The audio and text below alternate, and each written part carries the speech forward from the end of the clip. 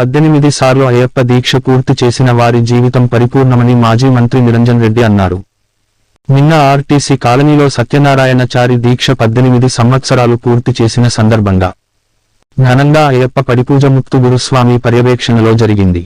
ఈ కార్యక్రమంలో మాజీ మంత్రి Niranjan Reddy, ZP chairman Loknath Reddy, vice chairman Vakiti Sridhar, media convener Nandimalla Ashok, Beechupally Yadav, Guruswamy, BRS నాయకులు ప్రేమ్నాథ్ రెడ్డి పాల్గొని సత్యనారాయణచారిని సన్మానించారు.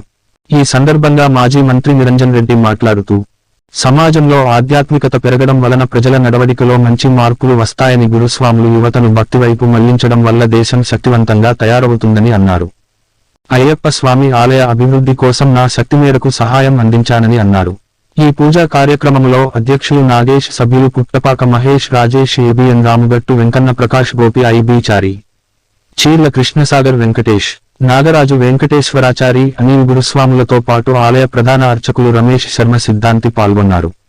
మీడియా కన్వీనర్ నందిమల్ల అశోక్ గురుస్వామి తెలిపారు.